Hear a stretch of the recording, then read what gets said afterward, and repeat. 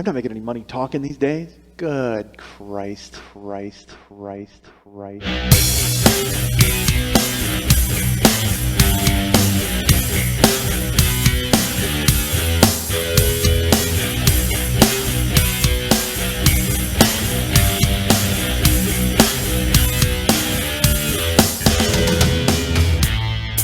a dick, folks. I'm not gonna lie to you.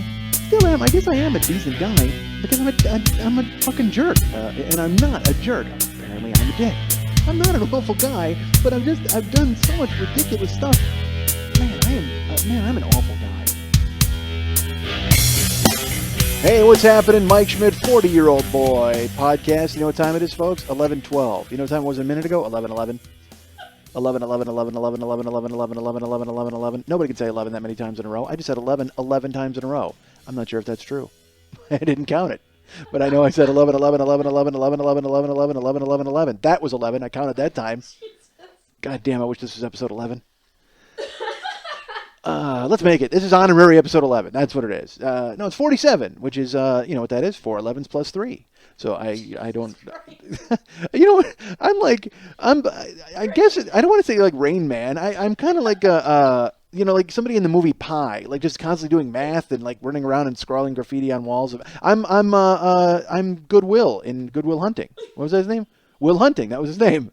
I'm him. I show up and there's like a problem on the board and I solve it. And then I chuckled to myself and then I mop. Although I don't solve anything. I don't know math. I don't know any of that bullshit.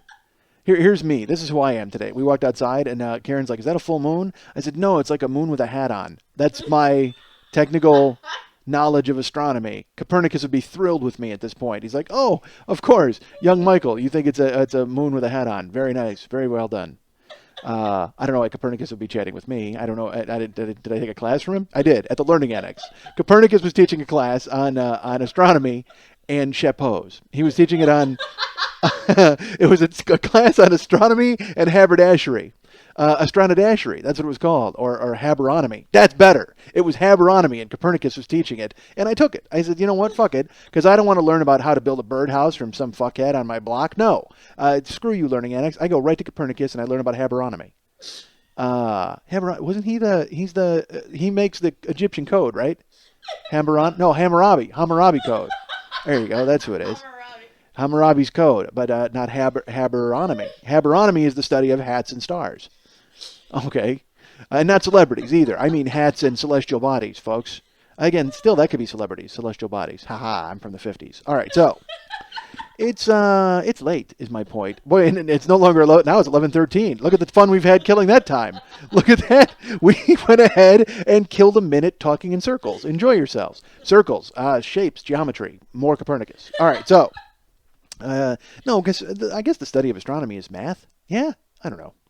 I know it's haberonomy. Put a beret on that moon. You got a plan.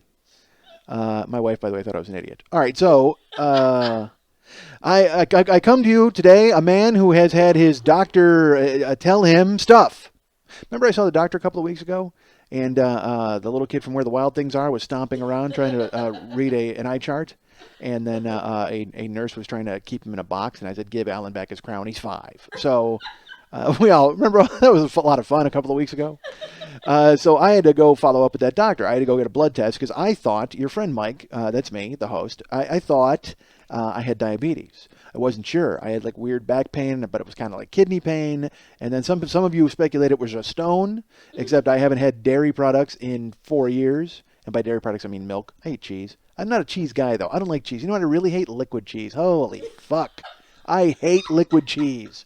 Seriously, I would punch it. Like, that's how mad I am at liquid cheese if it didn't create the mess. And honestly, punching liquid cheese, all that does, it makes more liquid cheese.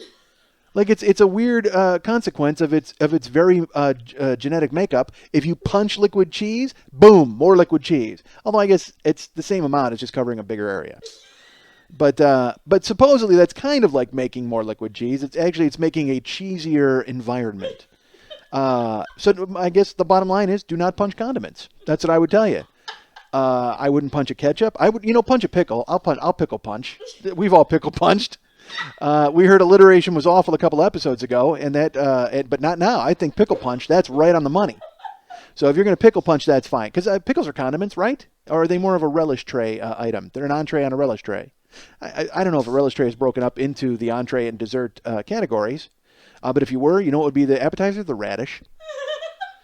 I don't like a straight radish. I go to the sushi joint and they make radish ribbons and they chop them up and it's like a little radish salad. Those are okay, but a whole radish, that's like eating a ping pong ball. I'm not interested. Oh God, that's awful. And then you know what? You know the worst, biggest drawback to eating a radish? It tastes like a fucking radish. I am not on board with that at all.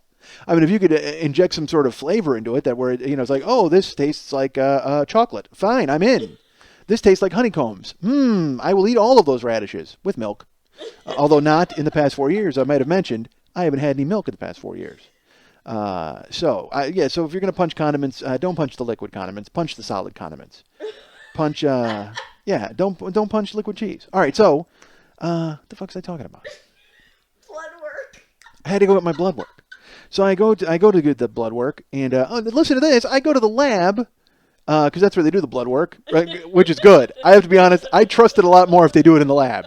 Because if they were to send me to a garage or a department store, I just don't think I'd let anybody get a vial of plasma out of me. If you got to go into like a salad bar and they're like, hey, hold on a second. Why don't you get a plate of radishes while we draw some blood? I say, look, didn't you hear what I said earlier about the radishes? I'm not a fan.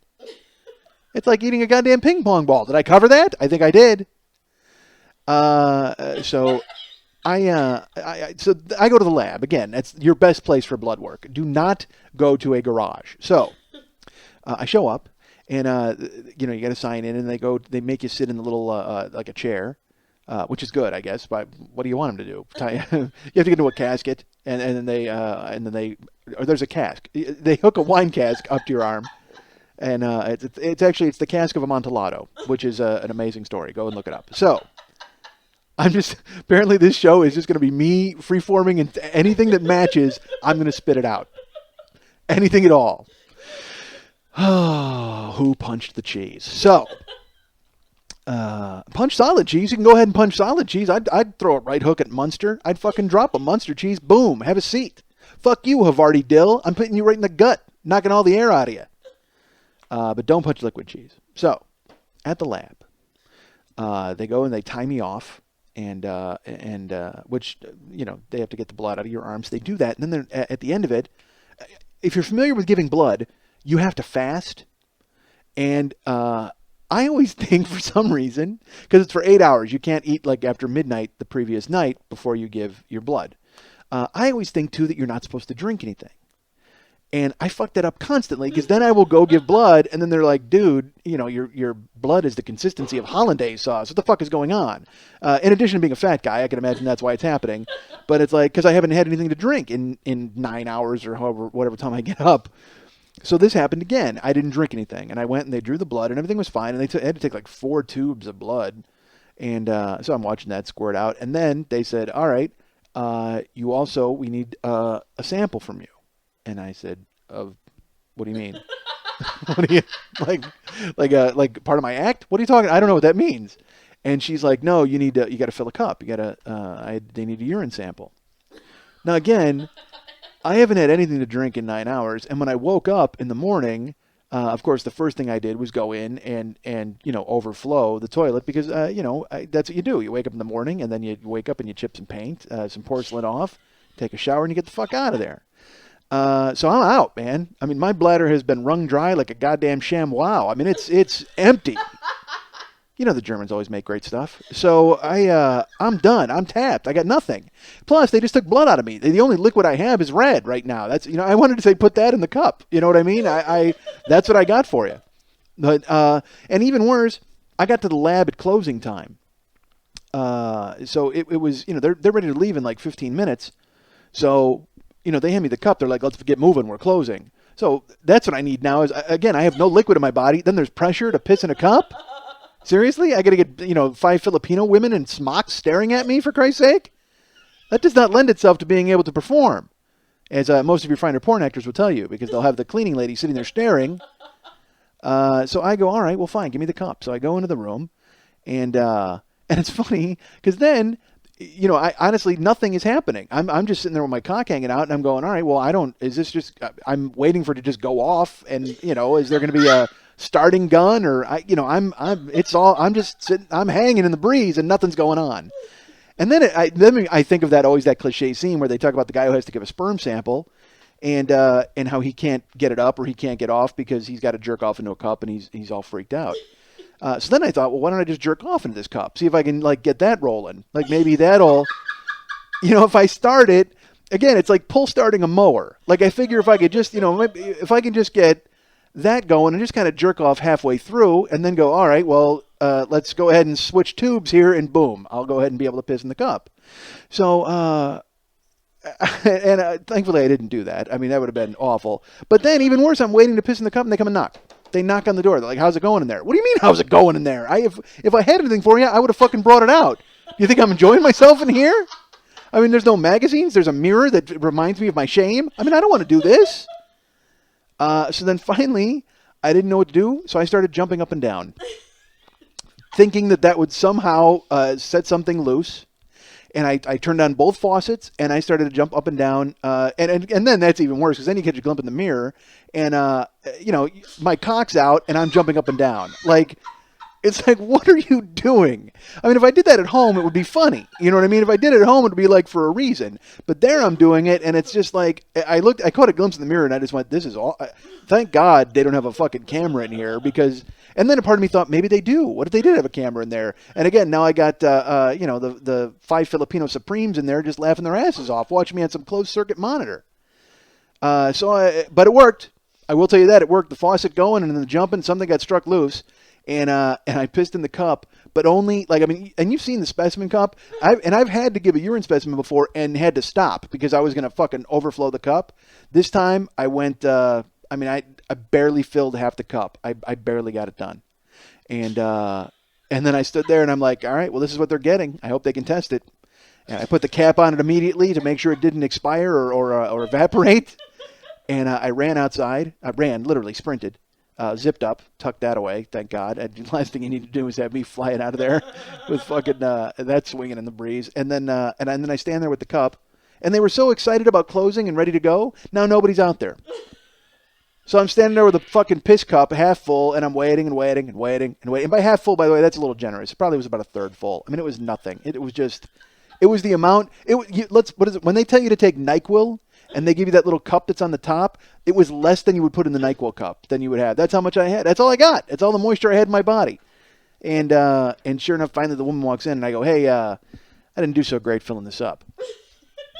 And she goes, that's fine. Give it to me, please. And then I handed it to her, and I fucking moseyed. So that was my lab work. So I went to the doctor this week to find out the results of said lab work. And it was the same doctor I was at with the nonsense with the child.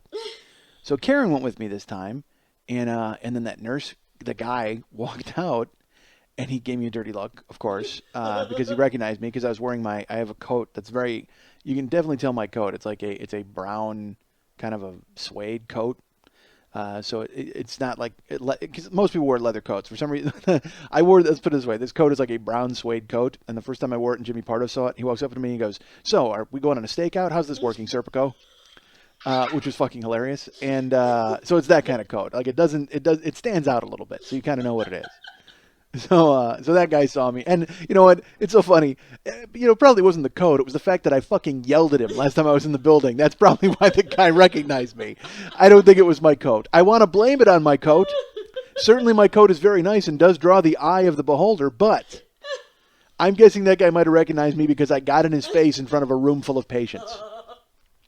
So he walked out and gave me a dirty look, and then I signed in for the sheet, paid my copay, and he bailed. And then I was like, Karen, I go, that's the guy from the podcast, the guy I yelled at about Alan. And Karen just like, what the hell are you talking about? I go, I forgot you don't listen to my show. So you have no idea what I'm talking about. But suffice it to say, I was in here a couple weeks ago, and then I go, never mind. Why am I even telling this story? I shouldn't even tell you. She's like, no, I want to hear it. I go, really? Listen to the podcast. So then you'll hear the goddamn story, because I'm not about to tell it here in the lobby in front of 9 more people waiting to go, and literally I'm going to embarrass this guy a second time 2 weeks later. He hasn't done anything wrong yet. So I go in to meet my doctor, and then she comes in with the folder, and I go, how we looking? And she goes, not good, which you don't want to hear from a doctor. I'm going to tell you folks, that is not something you want to hear out of their mouth. And I said, Christ, I do have diabetes. That makes no sense at all. And she goes, well, we ran all of your tests, and we ran the uric acid, and we ran all of the blah blah blah, the blood work, and you don't have diabetes. And I said, oh, well, good. Then that's great news. And she's like, yes, but we checked your cholesterol, and apparently I'm finding out there's triglycerides, and there's cholesterol, and then there's good cholesterol and bad cholesterol. And when I was at my fattest, my cholesterol was normal. It was actually good, because the doctor was stunned. He was like, dude, I don't know. The only thing wrong with you is you're 250 pounds overweight. Other than that, you're fine. You're in pretty good health. But she looked, and apparently your good cholesterol, I guess the range you want to be in, my bad cholesterol was only 4 points higher than it's supposed to be. So I didn't think that was that bad. But then she goes, yeah, but then there's good cholesterol, and your count of your good cholesterol is supposed to be like 60 to 80. My good cholesterol, I think, was at 1. What? So no, it wasn't really at 1, but it was in the neighborhood. I mean, it wasn't great. And suffice it to say, I think I no longer have a heart. Actually, I do, but it's covered in a thin candy shell. It's covered in a. It's like I have a huge M&M beating in my chest, but of course with an H on it instead of an M, because it's a heart. And so it turns out that's what I have. And she goes, yeah, your cholesterol is completely out of whack, and so I want you to start taking Lipitor and da-da-da. And she names 3 different prescriptions she's about to fill for me. And I go, whoa, hold on a second. I go, like why do I have to take this medicine? She's like, because your cholesterol is crazy. Like it's retarded. And believe me, if a doctor says something inside of you is retarded, that's not good. That's going to be not only terrible bedside manner and offensive to those who might have some sort of learning disability, but I can tell you that whatever's inside of me was not happy either, and immediately called its spokesperson. It was very upset to be labeled as retarded. If your cholesterol is retarded, that's not good, folks. So she's going to give me all these medicines, and I go, well, wait a minute. Is this something I can fix myself? And she goes, what do you mean? I go, like if I stopped eating like an idiot and I started working out again? She goes, well, yeah.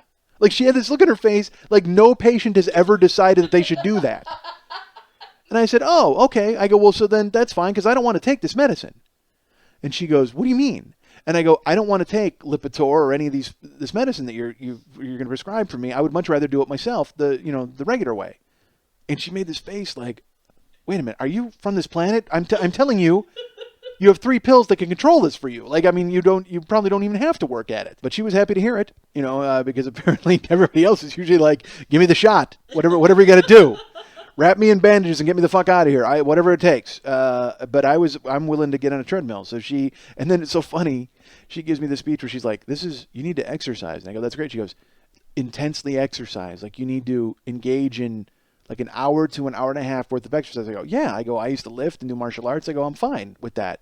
She's like, oh, okay. Well, I mean, if you would rather do that instead of the medicine, I would rather you did that instead of the medicine. I said, great, let's do it. So now she's seeing me in 3 months. And then I'm so excited to show up and have her go, oh my God, your cholesterol's up to 4. That'll be really good. So then she's telling me like what I can and can't eat, like cholesterol wise. And I'm like, is there cholesterol in fruit? And she's like, no, not really. And I guess she's telling me to eat salmon, but also eat good carbs. So I don't know what the fuck's going to happen. Who knows? I get no idea. I know what I'm not having recently and what I'm not ingesting, folks. Oh, it's terrible. Black cherry Propel. All I've done for these folks. And did I talk about this? Is it officially gone? I did mention that, right? You mentioned that it's not on the shelves, yeah. Okay, so I'm going in and it's not on the shelves again, and now we're going to like 4 different grocery stores. Now the tags are gone and everything; it's completely gone. So now I'm furious. So I call Propel. They have a number on their bottles, and I said, "Well, I'm going to have a little chat with Joe Propel. I'm going to find out what he's doing." And so I call them up, and I get first. So I call them on Sunday, and I get a recording.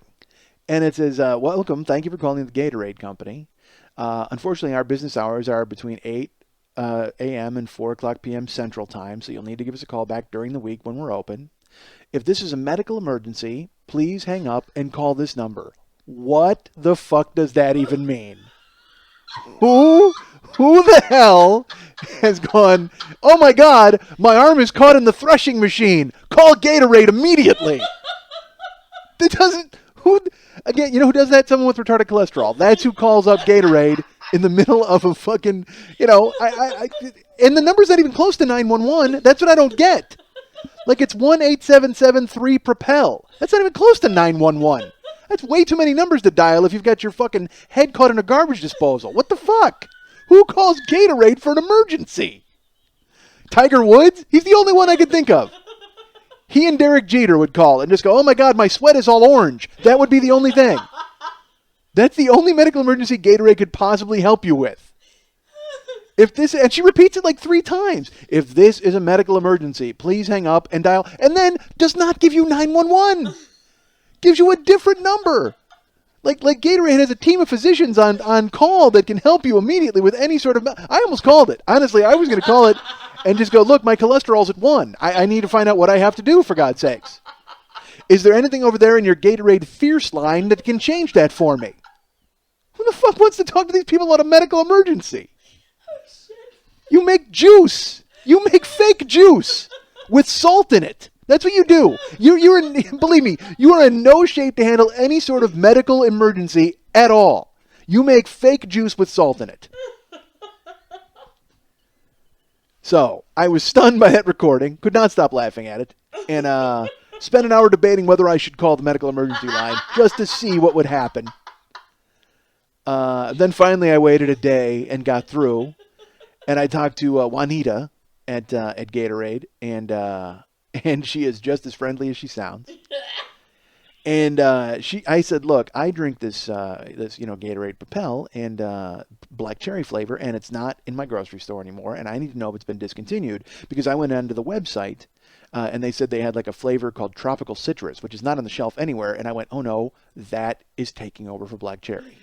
That's going to kick, that's what I got to go with, and I'm furious.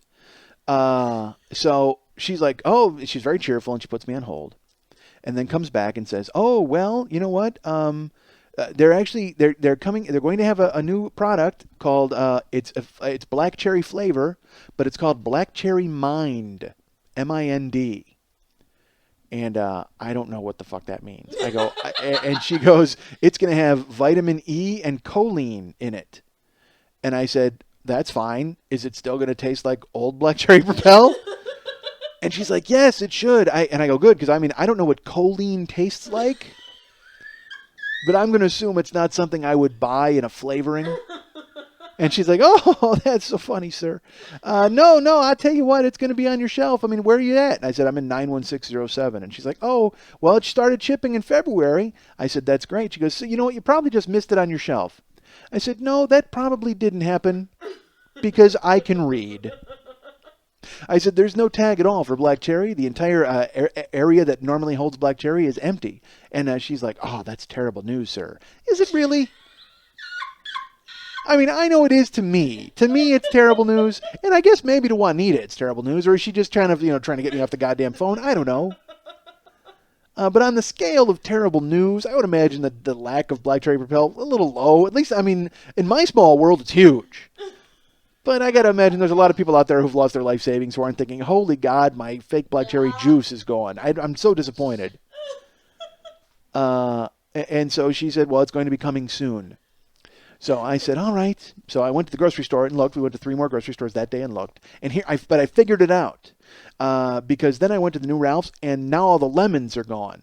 So what I think they're doing is they're selling off the old Propels in their old bottles because I found Propel in a new bottle. Granted, it was the berry flavor, but still, it's a fancy new bottle. That's not, and it says less plastic. So I think Gatorade is trying to save money because they don't have the little squeeze top anymore, and then they don't have the fancy bottle that looks like all kind of ribbed and stuff. It looks like a bad dildo. So now this just looks like a bottle of juice. So there you go. So Propel is back online, and if any of you are in some sort of medical calamity, I can tell you to call, call 1-877-3-PROPEL, because then they will refer you to who you should be talking to. Oh, man. Karen was making cookies tonight. This is funny to me. Karen keeps making cookies, and I'm fat. Stop making cookies. And she's like, no, I'm going to bring them to work. Sure you are. Yeah, because I'm not going to open my mouth like a goddamn blue whale and scoop them all up like fucking plankton before you walk up the goddamn door. But she's making them, and then the house is like, it smells like cookies. So, it smells like Christmas, and then you're happy, and then you have a crazy cookie eating frenzy. So, so she makes them, and she goes, do you want a cookie? And I said, yeah. And then she brings it over, and it was small. It was like it looked like a dime. And she goes, they're minis. She was all happy. Like, who the fuck wants mini cookies? All that means is you eat 10 instead of 3. I mean, who makes it? And again, it's tiny. It looks like, it looked like a communion wafer. That's what it looked like. It was like the body of Jesus with chocolate chips inside of it. And I made her put it on my tongue like I was taking communion. And I was like, oh, come on. I goes, come on. And I just stuck my tongue out, and she did that. And I did the sign of the cross, and I swallowed it up.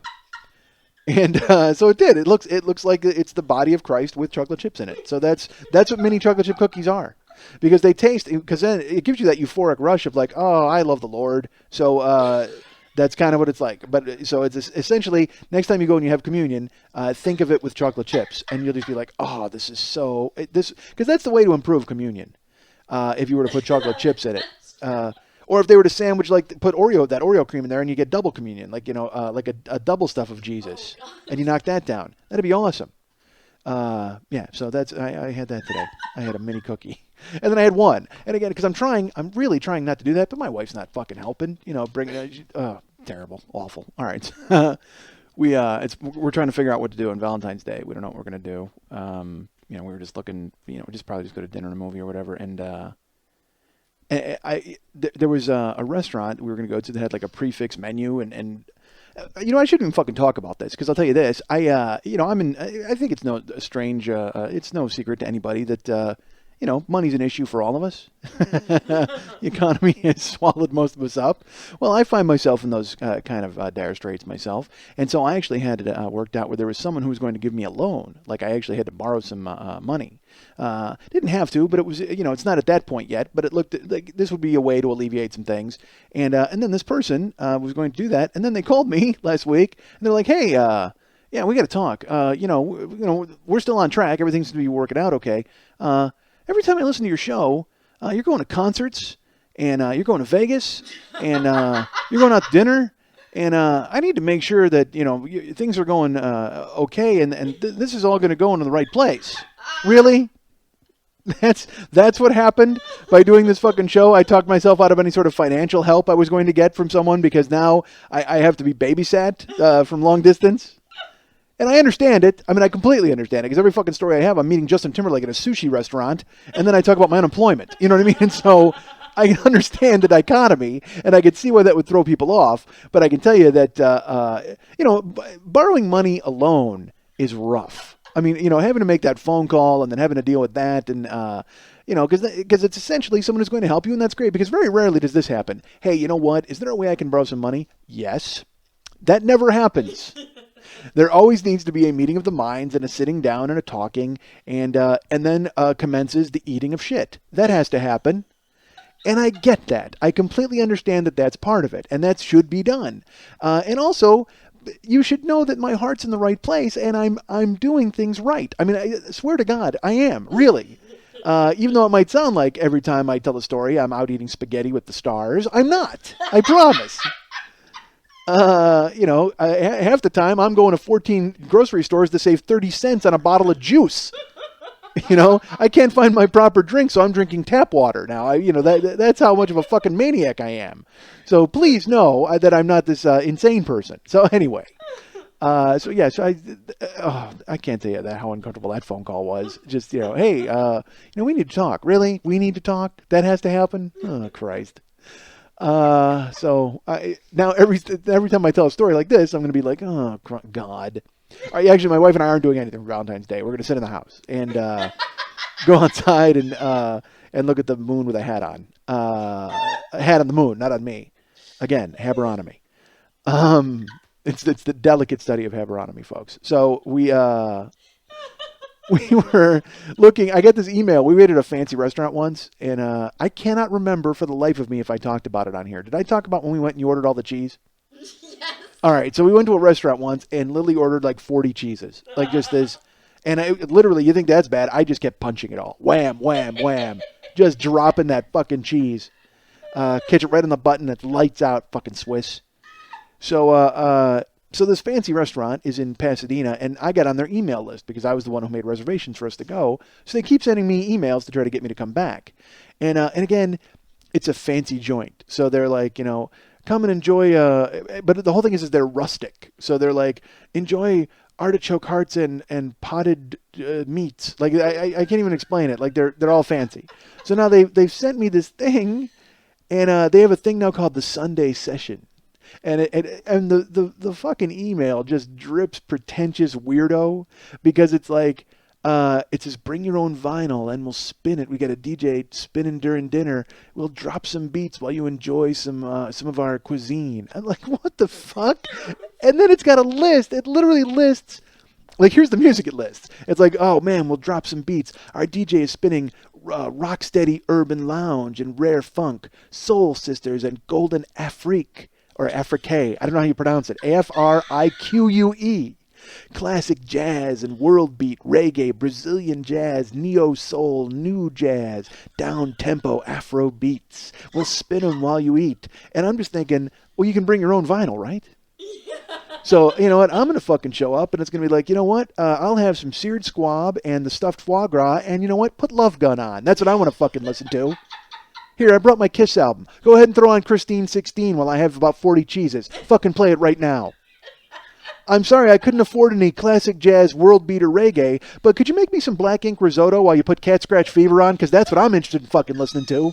I just want to see everybody's face in the goddamn restaurant when it's my turn. Because I would imagine, if I got to sit there and listen to everybody else's fucking pretentious thumb up their ass music, you better give me my due when it's my turn. It's like, oh, that was a fantastic set of Brazilian jazz from Tito Puente. I appreciate it. I don't even know if he plays Brazilian jazz, but that was fantastic. Could you do me a favor? I'm going to get the pork belly and white bean cassoulet. Here's Loverboy Get Lucky. Why don't you spin that for everybody? So we can listen to fucking Working for the Weekend. Because we all are, friends. I'm working all week to get here on Sunday and have you spin Loverboy while I choke down some of your fancy goddamn food. Jesus Christ. We got a DJ spinning during dinner. Fuck you. Not interested. I don't see it ever being something I would want to do unless they played my albums. That would be fantastic if they would do it, though. How great would that be? You show up and you're like, yeah, I think this is really a fantastic outing, and I'm glad. What's on the menu? Chicken? I love chicken. You know what goes great with chicken? Dockin'. I think Dawkins' Tooth and Nail is the seminal album to listen to while you're eating chicken. So by all means, spin it right now. Da da da da gunk gunk gunk gunk. Oh, fucking Dawkins and chicken and Dawkins. I used to have that when I was a kid. It was like beer. You ever have beer can chicken where you put a beer can, stuff it in a chicken's ass, and then put it on a grill? I used to have Dawkins chicken. Yeah, it was a chicken with a George Lynch wig. It was fantastic. Oh my God, was it delicious. Oh. It's actually called Mr. Scary Chicken because that was George Lynch's name. He had a solo and he called it Mr. Scary, and I loved it when I was a kid. And then I grew up and I went, that is fucking dumb. Oh, God. Why would you call your solo Mr. Scary? You're a guitar player from Phoenix. You're not scary in the least. But then George Lynch took steroids and got all fucking buffed out. And I'm like, well, maybe he's kind of scary. I don't know. Go ahead and make me some chicken and play me some Dawkins. Yeah, so there you go. That's another restaurant that I'm going to and wasting my money at. I don't know why they keep sending these things to me, but I get them every week. I mean, I guess which is fine. I guess I'll show up. You'll spin me some beats and make me some chow. Let's do it. Sounds like a plan. Because every restaurant now is like with the economy, everybody's trying to get people in the door, and they're, some restaurant here was like Black Mondays every. Which is an awful thing to title your restaurant, by the way. It's a restaurant called Moe's, and it said Black Mondays. We'll throw back our prices to 1987 Mondays. And I thought it meant that only black people could eat there on Monday. And I thought, how does that help you in this economy in any way, being racially discriminatory? That makes no sense. Shouldn't you open your doors to all?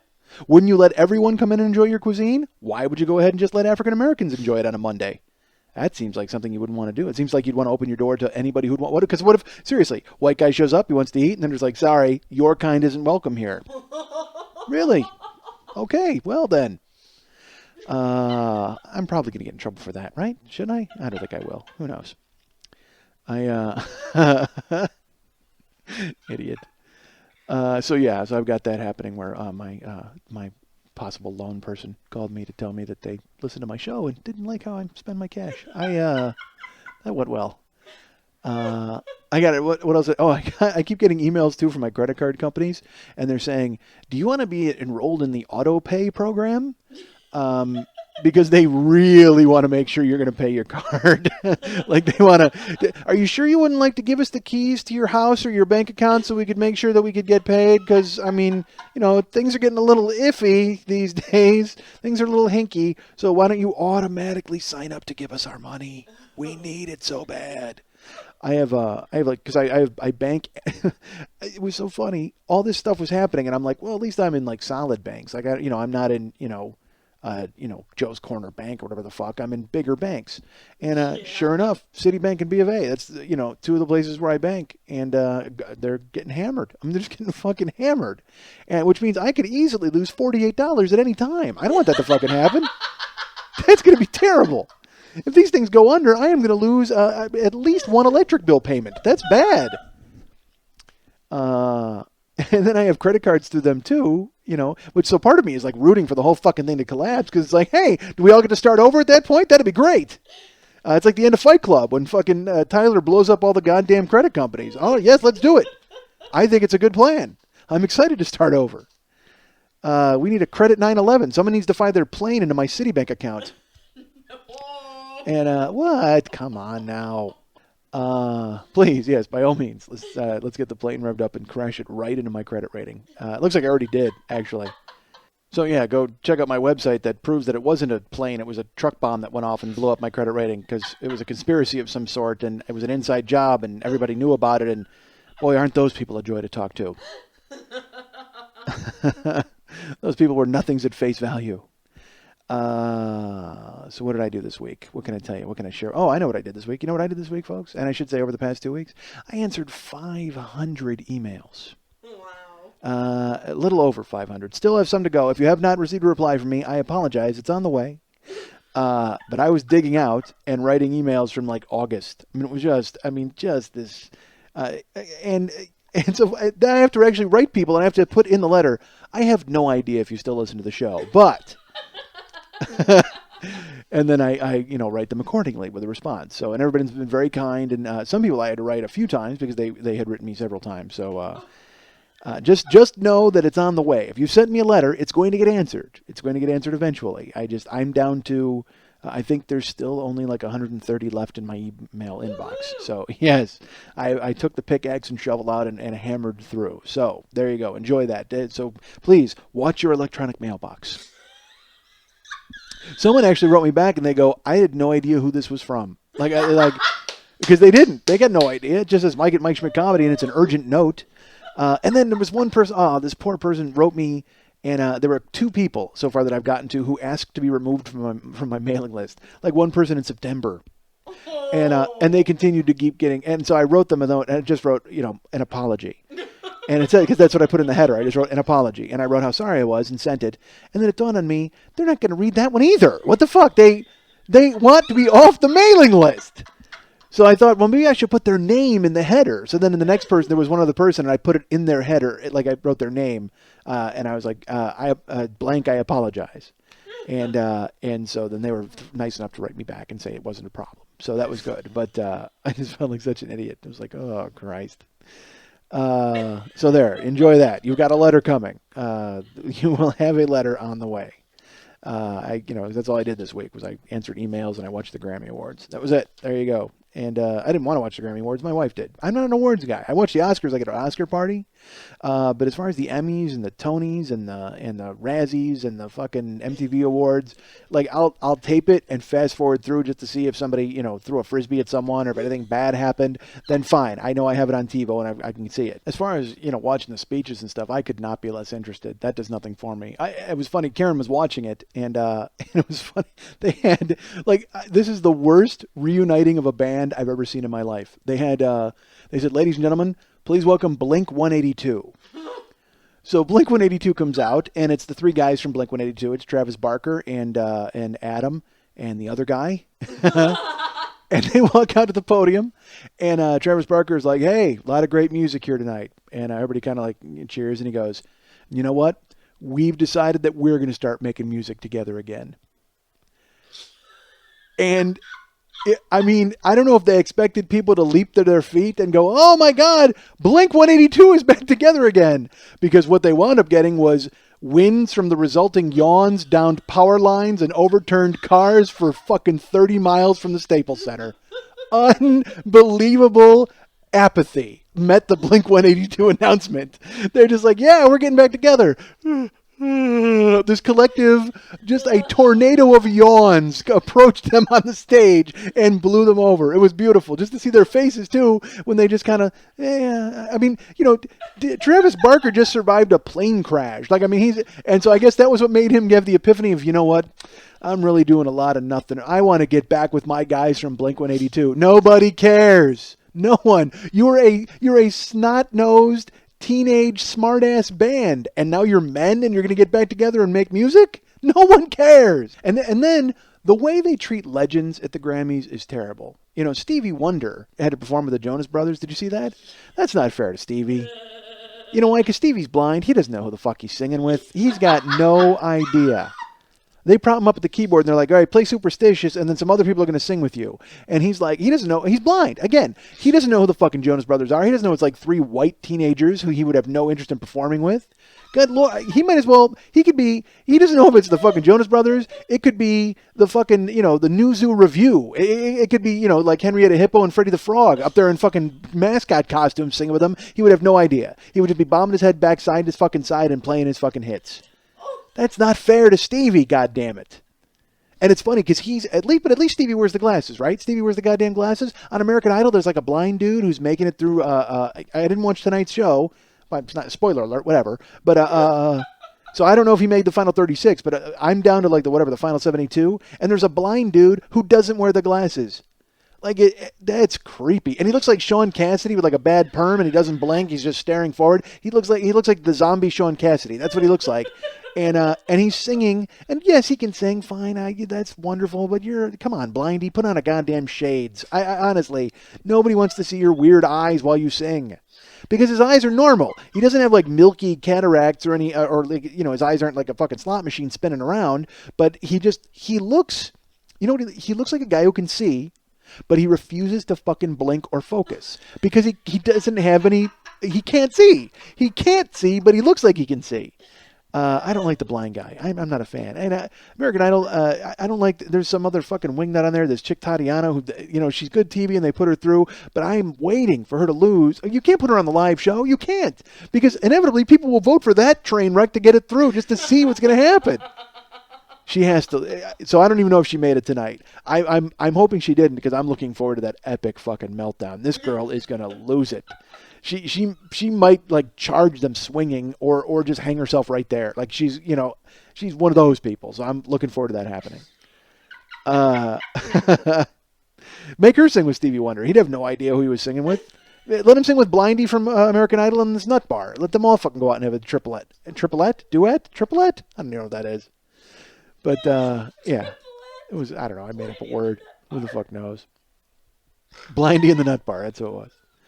So I'm watching the Grammy Awards, and then they had like a Chris. All right, I know they mean well. Okay, they have to make up for the they had Neil Diamond sing and all that stuff, but early on in the show they did a salute to the Rat Pack, and they mentioned Dean Martin, and they gave him like a Lifetime Achievement Award, and they showed his family in the audience. And then Queen Latifah goes, well, now we've got a group of guys who aren't like the Rat Pack, but they're, the Rap Pack. And it was Lil Wayne, Kanye West, Jay-Z, MIA, and I think it was T-Pain. It might have been, or it could have been T.I. It could have been fucking Mr. T. I have no idea who the fuck it was, but it was a guy, and the four of them came out and rapped like in tuxedos, like they were in the Rat Pack, and right after Dean Martin's widow. So like you picture, white people at home, and then just going, "What the fuck just happened here? What is it, Monday night at that restaurant? What the hell's happening on my TV?" And they lose it, and then but the best part was right after the Rap Pack finished, they immediately went and threw it to Paul McCartney. Because they were like, all right, we need to resuscitate white America immediately. What could we do short of shooting mayonnaise at the lens? What could we possibly do to get white America back and focused? And they threw McCartney out there to do a Beatles song. I saw her standing there, and all the white people were like, oh, phew, all right, I calmed down. Because, half of the white people saw like more than 3 black people on TV at the same time and thought either A, a basketball game was going on, or B, we should call the cops. They didn't know what the fuck was happening. Because people are terrible, folks. But then they saw McCartney, and then they mellowed out. They all, calmed down, and they all went in and they had a fluffernutter, and then they relaxed. You can't just spring that on people. They're all, people that are horrible. Oh, man. And then they have the presenters, and it's funny because CBS is trying to mix in the people from their shows. So they'll be like, please welcome the star of The Mentalist, Simon Baker. And I want the crowd to just go, no. No, we were not going to welcome the guy from The Mentalist. We're going to boo him profusely until he gets off the stage. Not interested. And then they trotted out Gwyneth Paltrow to give away an award.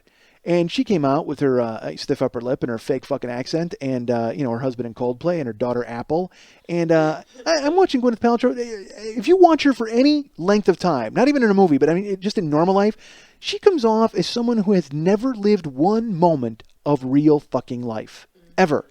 She has been kept. She's a kept woman her whole life. She went just from like rich parents to winning an Oscar to being friends with Madonna to fucking the guy from Coldplay. That's it. Like she doesn't know how to mail a letter or how much a stamp costs or how to make soup. She's got people who've done that shit for her entire fucking life. I mean, she just creeps me out whenever I see her because and then she's always willing to lecture people on what they're doing wrong. Fuck you. You fucking ridiculous bronze, goofy, thin bookmark of a woman. What the fuck? Unbelievable. She's got like some show. I stumbled onto her show on PBS. It's like her and Mario Batali, the famous chef, and they're driving through Spain, eating prosciutto and making each other laugh. Get the fuck out of here. You know what? I was hoping they'd go to Mumbai. That's what I was rooting for. I was like, hey, wonder if they got lost and they wound up in fucking, Al Qaeda had to give them directions. I just want to see Gwyneth Paltrow have to deal with one scintilla of a moment of real life ever in her life. Please. It's terrible. I'm ahead of myself. I'm all freaked out about it. And it's so funny because there's all these stories about how she got her career. Like her parents were all rich and famous, but then there were rumors that she was like Harvey Weinstein's go-to girl. Like she was his concubine, so to speak. And she would blow him, and that's how she got to be famous. And I'd hate to shit all over that because quite frankly, if all it took was blowing Harvey Weinstein to get that life, where do I kneel? I mean, honestly, I'm I have to be honest. I've lived enough normal life to where, you know what? If I got to have Harvey Weinstein give me the gooneck to make sure that I'm fucking rich and famous for the rest of my life, boom, done. I'm willing to do it. Let's take care of business. You know what? I will bring vinyl and I'll have a DJ spinning beats while I do it. Go ahead and put on Love Gun and I will get through this. I swear to God, I will just close my eyes and pretend that I'm playing the trumpet. Let's fucking do it. Fucking Gwyneth Paltrow, please. But I've missed the train on it. I think I've missed the train on blowing somebody and getting famous. I think I'm too old. It's gone. 20 years have gone by. 20 years ago, I'd get away with that. And what's funny, this is crazy. When I was like, when I first moved to LA in like 1991, my mom and my aunt came out to join me and my brother, and the four of us went on the Universal tour. So we wound up going to Universal City, and we went to Universal Studios, and we took the tour. And on this tour, they used to have a live Star Trek show. So they were looking for people in the audience to volunteer and be in the Star Trek show. So I, of course, being an idiot at the time, I was 24. I'm like, yeah, I'll be in the Star Trek show. They're like, all right. So they bring me backstage and they put me in a Star Trek suit. And what it is we're, everybody gets assigned a thing, and then we come out and we actually perform the show for the people in the audience. So they go, all right, well, you're going to be fighting with this person. And it was like an old lady. It was like a granny. and her name was Eileen. She was a very nice woman, and but she was like 65 years old, but she wasn't like a thin, frail granny. She was like a beefy Pepperidge Farm granny, like the kind of rolling around and cooking. Like she looked like she should make you some pasta or some egg salad. So she was that kind of granny. So they put her in a Star Trek suit. I'm in a Star Trek suit, and they go, you know what? Go out there and just fucking go at it until we say cut. So I'm like, all right. And I look at her and I go, are you up for this? And she's like, yeah, this is going to be a lot of fun. And I go, yes, it is. So curtain, whatever. There's a big fight scene and everything's happening. And I grab this woman, this old lady, and I let her. I go, hit me. And she's like, what? I go, hit me. And so she hit me in the face, like she kind of slapped me a little bit in the face. And I'm like, come on, seriously, is that all you got? And I'm trying to get her to hit me to make it look real. Like I wanted it to be funny and silly. Because I had told her beforehand, I go, look, just, follow my lead. Just do what I say. Just hit me and do whatever you got to do. So we get on the stage and I go, hit me. She's like, what? I go, hit me. So she kind of like hits me in the face, like fake hits me. And I go, no, hit me. And she gives me a shot. So then I grab her by the shirt because her shirt had lapels. And I'm like, oh, I said hit me. And I'm shaking her. And I'm shaking her. And she's like kind of moving around. And we're like in this like death battle. And I'm going at it. And I hear this huge roar. Like I hear everybody go crazy. So I'm thinking, well, obviously something really cool just happened. But I'm still fucking killing this old lady. So I got her by the lapels and I'm fucking shaking her and she's just like blah, blah, blah, blah, and because now she's out of it and finally I said I make out like whoa, like I make out like cut, and I look over and the dude is on a jib arm. If you know what that is, it's kind of like it's like a crane that flies you around. He's the director and he's got a bullhorn and he actually comes on the jib arm next to me. He's like whoa, he's yelling in the bullhorn saying cut. So I let go of Eileen. And I come back to, because I'm a method actor, folks. And I let go of her, and I look up, and everybody is howling, like they're cracking up, like, and I'm like, well, I don't know what the fuck's going on. Apparently, the scene had been over for about 35 seconds, and I was still whipping the shit out of this old lady.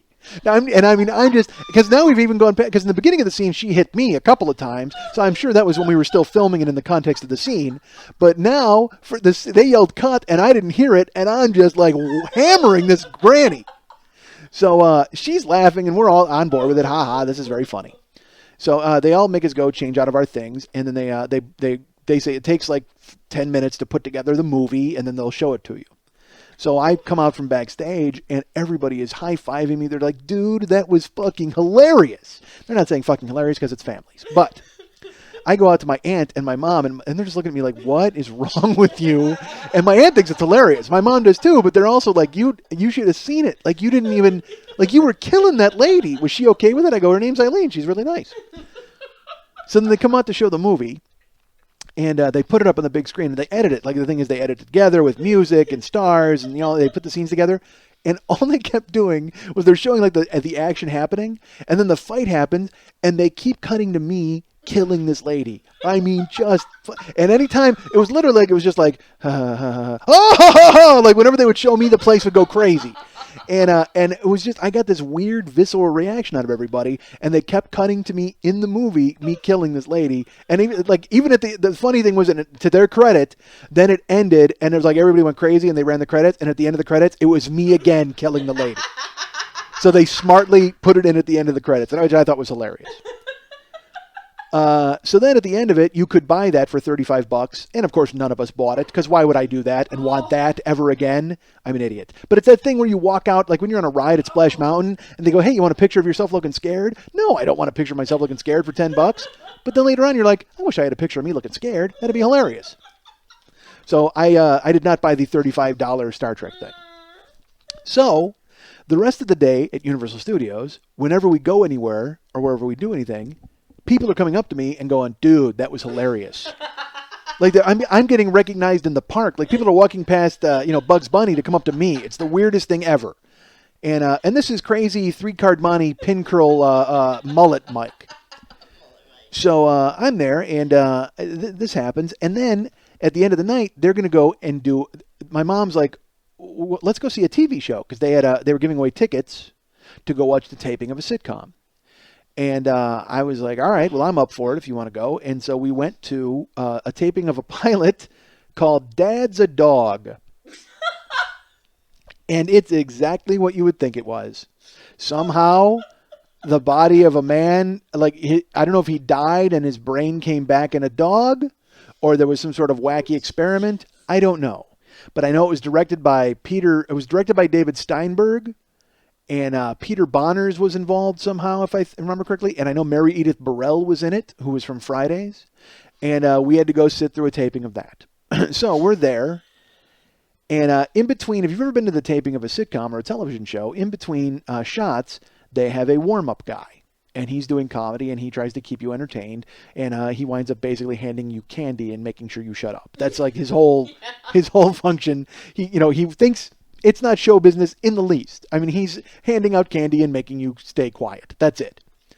So he's doing tricks, and he's kind of doing magic, but he's also doing comedy, and we're all just kind of sitting there. So then finally he goes, "Hey, I need a volunteer for this trick."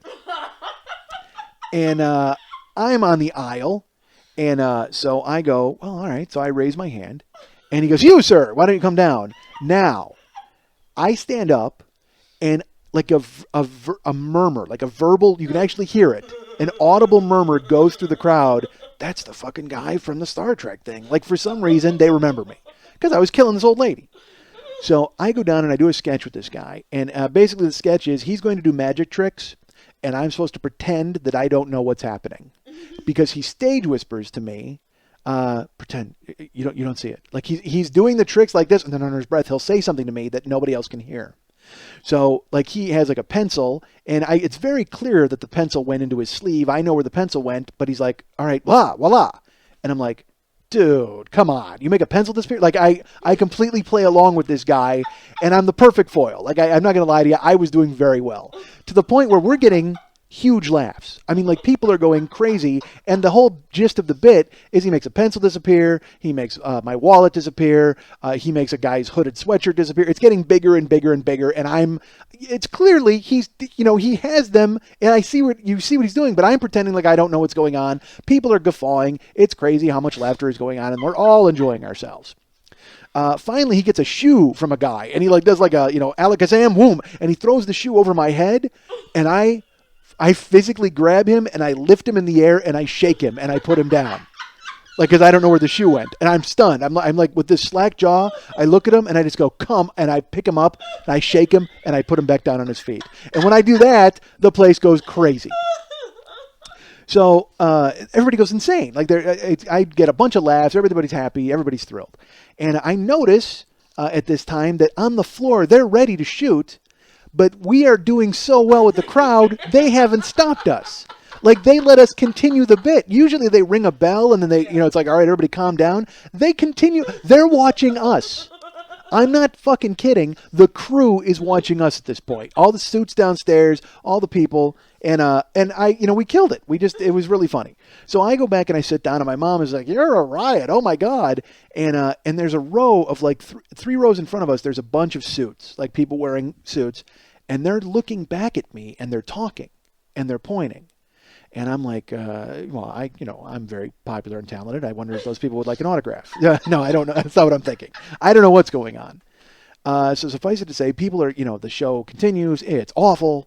And finally the show ends, and we get up to leave, and 3 people come up to me, and they go, "Hey, can we talk to you?" And I go, "Yeah." And they go, "We're from ABC. We wanted to talk to you about what you did today. Are you a performer? Are you an actor?" And I go, "Well, I do stand-up comedy. At this time, I'd only been doing it for like a year, if that." And but I didn't tell them that. As far as they know, I'm a genius. Yes. And so they go, "Well, look, we'd really like to have a meeting with you to discuss some projects that we think you might be right for. So why don't you give us a call?" This guy gives me his card. Jerry Marshall, head of talent on the West Coast for ABC. And I get the card, and I play it really cool. I'm like, "Oh, okay, well, really nice to meet you guys. Thank you so much." And then I turn around and I just went, "That's it. It begins. This is when it begins. This is how it happens. Someone sees you here, gives you this, you call them. The next thing you know, I'm blowing Harvey Weinstein. There you go. Done. Everything is fine and ready to go." And if I had that life again, maybe I'd be with like Gwyneth Paltrow. I wouldn't know how to muck and mail a letter. That'd be fine. So I leave, and I tell my brother is also a comic, and I tell him, and he's happy, and like my mom and my aunt are like, "Whoa, this is crazy," and I can't believe it either. I'm thinking it's astonishing, And I actually went home and I woke up my buddy Dennis, who I lived with, and I go, dude, it began today. It begins. This is when it starts. He's like, what? And I show him the card, and we laugh and we talk, and we're like, oh, and then we go out looking for mansions. And and suffice it to say, unfortunately, there's no good payoff to this. I wound up calling. I have no agent. I have no real experience, and I do get a meeting with them in a month. I go in and I talk to them, and I basically blow it because I don't know how to handle myself in that sort of environment. And I acted naive, and I acted like I needed it. I was a little, get this, folks, a little amped up.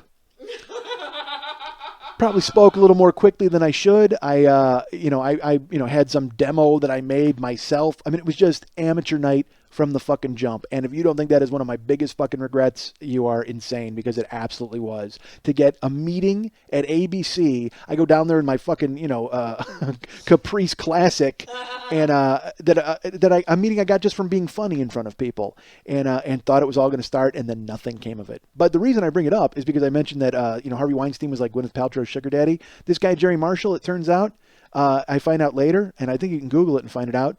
He was molesting people. Jerry Marshall winds up losing his job at ABC because he is taking advantage of young boys and men while he's doing that job.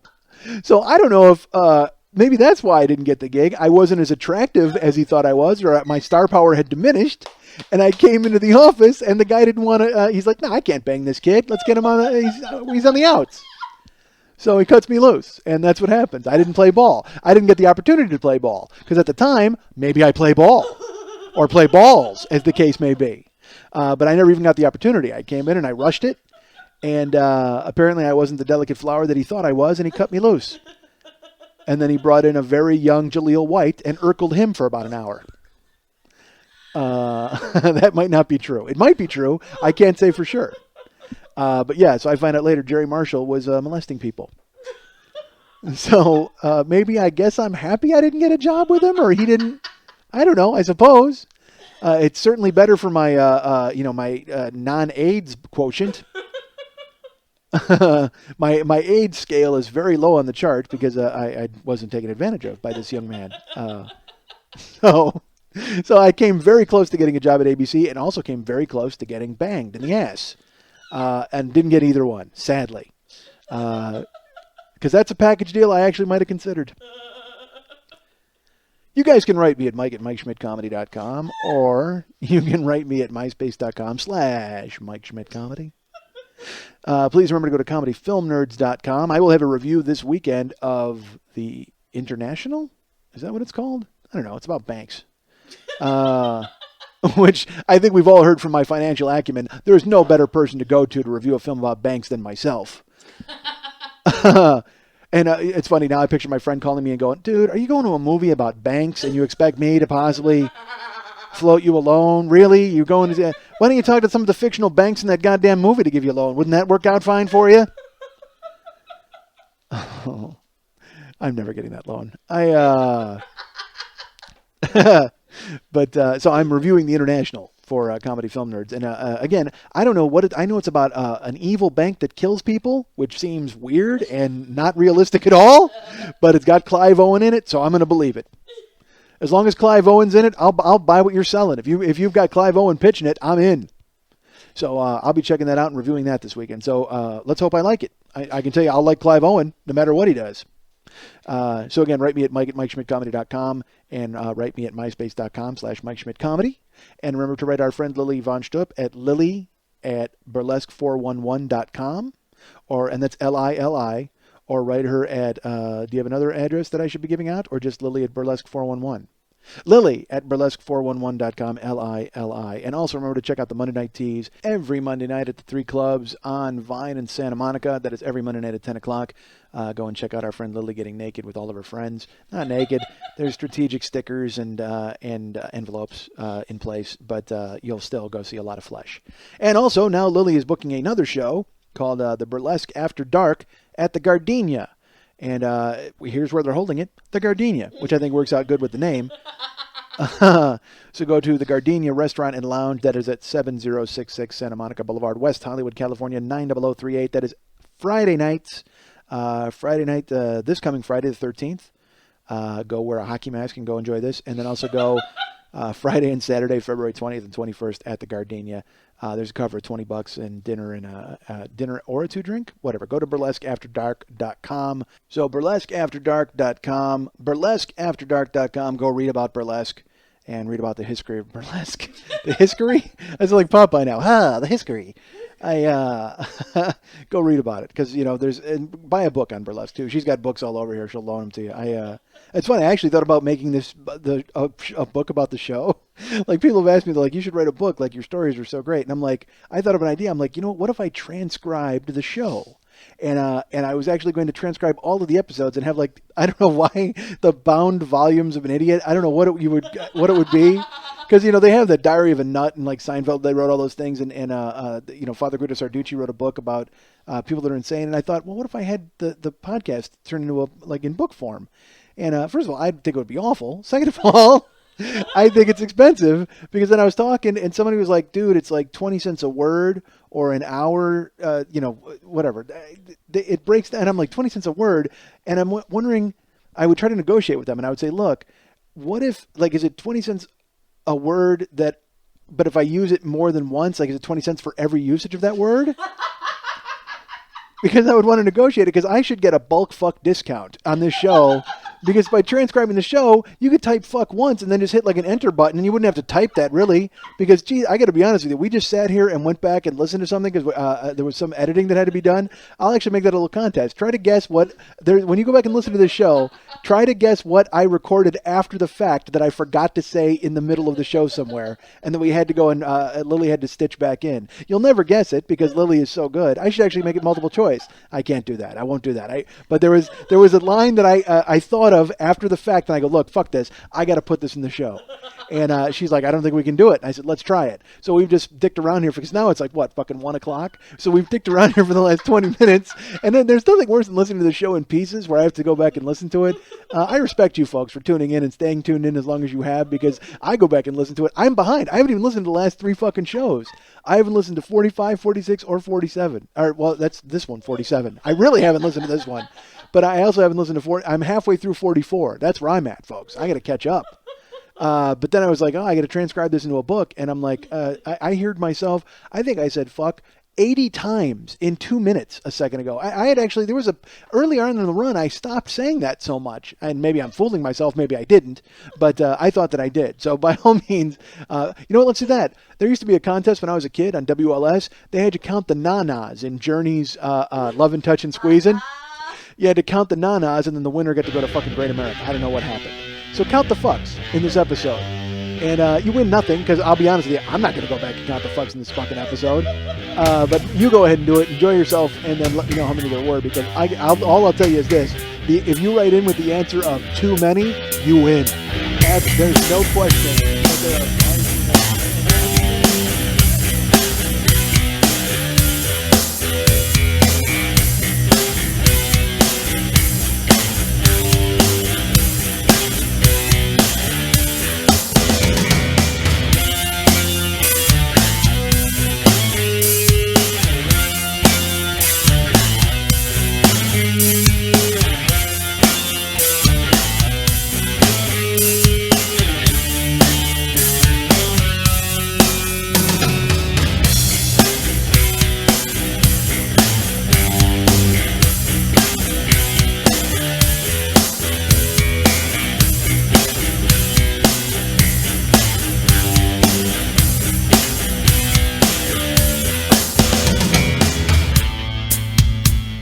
I'm a dick, folks. I'm not going to lie to you.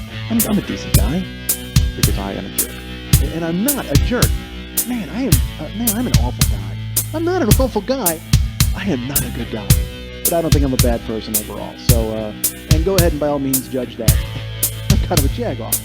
I got no future. What am I talking about? But I am a jagoff. And I'm not a jerk. I'm a nice guy. It's just, I guess I have jerky tendencies. I've done so much ridiculous stuff, and then I wonder afterwards, I'm like, man, how come I don't hang out with anybody? Here's why, because you're a dick.